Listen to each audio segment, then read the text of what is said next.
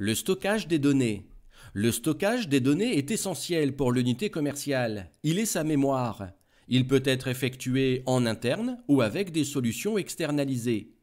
Le stockage interne, ou stockage en réseau NAS, consiste à sauvegarder les données sur le serveur local de l'entreprise, sur des disques durs externes au serveur ou encore sur des clés USB.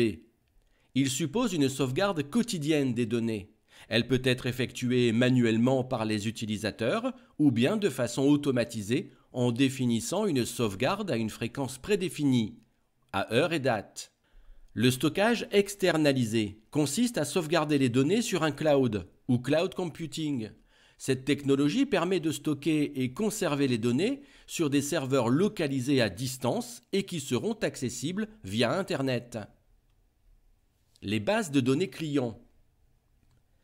Les informations collectées et stockées par l'entreprise sont regroupées dans des bases de données qui peuvent être plus ou moins importantes. Le fichier client regroupe un certain nombre d'informations sur les clients.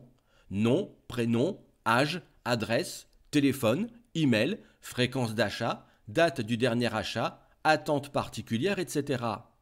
Il est constitué par l'unité commerciale, notamment lors de la création des cartes de fidélité client, ou bien il peut avoir été acheté à une entreprise spécialisée dans le recueil de données commerciales. Le Data Warehouse, entrepôt de données, est une grosse base de données regroupant toutes les bases de données de l'entreprise, base client, base fournisseur, base distributeur, etc.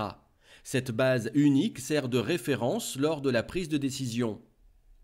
Le Data Mart, cette version allégée du Data Warehouse, est une base de données de taille plus réduite qui se focalise sur un sujet ou un thème spécifique.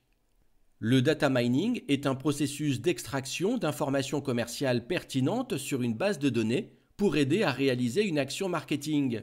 Par exemple, extraire d'une base de données toutes les fiches des clients n'ayant pas acheté depuis un certain temps. Voyons à présent le traitement et la diffusion des informations commerciales. En marketing, le traitement des données est un ensemble d'opérations qui consiste à sélectionner et extraire les données récoltées pour les utiliser afin de proposer des offres commerciales adaptées aux besoins et attentes des clients. L'essentiel du traitement est automatisé et réalisé en temps réel dans les différentes unités commerciales du réseau. Ainsi, les ventes étant enregistrées au fur et à mesure dans le SIC, les unités commerciales peuvent recevoir tout au long de la journée des recommandations afin d'ajuster ou d'orienter l'offre. Prenons un exemple. Chez Sephora, ce jeudi 25 juin à 12 h, les ventes de crème solaire sont très en dessous des objectifs. Pour booster les ventes, les UC reçoivent une consigne pour organiser une promotion flash entre 14 et 18 h. La diffusion des informations commerciales. Après la phase de traitement, les informations commerciales peuvent être diffusées auprès du réseau, des vendeurs, des clients et des fournisseurs. En réseau, le moyen de diffusion de l'information commerciale est l'intranet, la réunion, le mail, le téléphone. Les informations communiquées sont le reporting sur les attentes clients, le reporting des performances commerciales de l'UC, en termes de chiffre d'affaires, de marge, de taux de transformation, de panier moyen, d'indice des ventes par exemple, mais aussi le reporting des insatisfactions et réclamations clients. La diffusion de l'information ayant pour destinataire les vendeurs, les moyens sont la réunion et le reporting, et les informations communiquées sont les informations sur les clients, les produits, et la formation sur la mise en avant des produits ou sur les techniques de vente.